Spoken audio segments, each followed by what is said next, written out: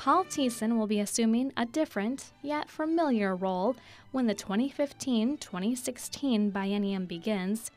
House DFL members elected the outgoing Speaker to lead them in the minority, marking the second time Thissen has served as House Minority Leader. He previously held the role during the 2011-2012 session. The 48-year-old Minneapolis representative is an attorney and father of 3 children. Thissen has served in the House since 2003. The Minority Leader-elect sat down with us to explain how he will work to bring his caucus's priorities forward. Thank you for joining us. Yeah, absolutely. Thanks for having me. Can you reflect on the last biennium? What's your takeaway from your experience as Speaker and the legislation that was passed under your leadership?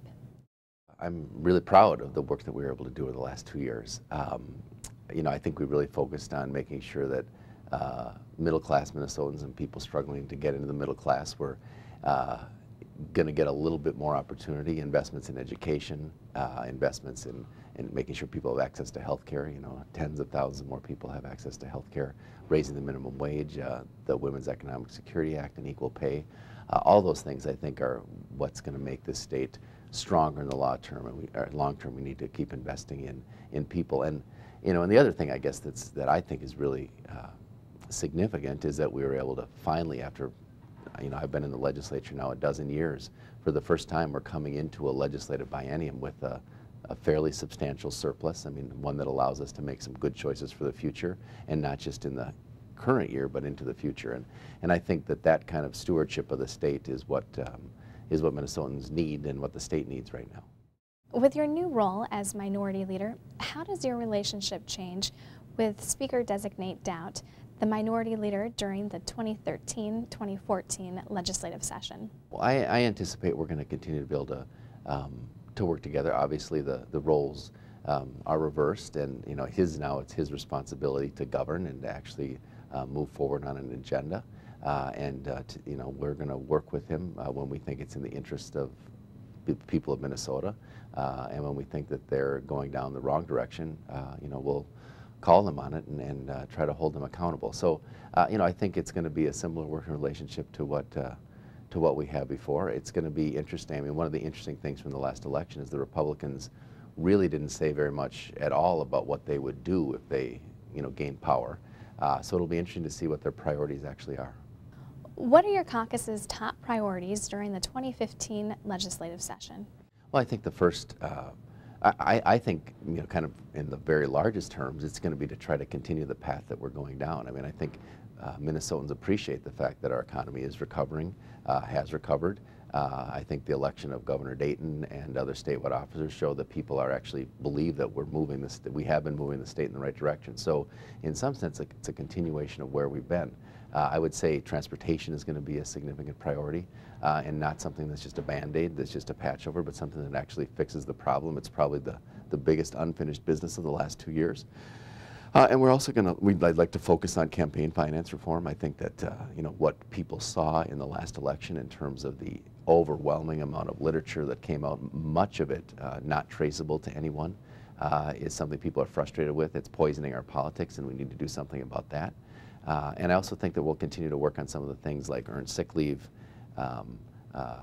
paid parental leave, those types of things that actually continue to provide some more flexibility for people in the workplace. College affordability would be another priority of ours. As a member of the minority, how will you bring your legislative priorities forward? Well, we'll try to work with the Republicans to do so. We'll work certainly with Governor Dayton in the Senate to make sure that the priorities we share with them are reflected. And we'll go out and talk to the people of Minnesota about what we believe is the right direction for the state of Minnesota. And I really do believe that what happens outside the Capitol is almost as important as what happens inside the Capitol. Are there any other issues that may be flying under the radar that you anticipate being brought up this session? I'm not sure. There undoubtedly will be, because there always are. But I don't know what those would be off the top of my head. I mean, I do think people are thinking about transportation. They want to figure something out on the sex offender program. There's a number of issues that are out there that need to be taken up. But the good thing is, because of the stewardship of the last 2 years, we are in a position where we can start thinking more long-term again about where we need the state to head, and I think that that provides some exciting opportunities. Now, you brought up transportation as being a priority of the DFL caucus. What do you think is the best way to fund transportation projects, and would you support a gas tax? I would support a gas tax. It certainly needs to be part of the discussion.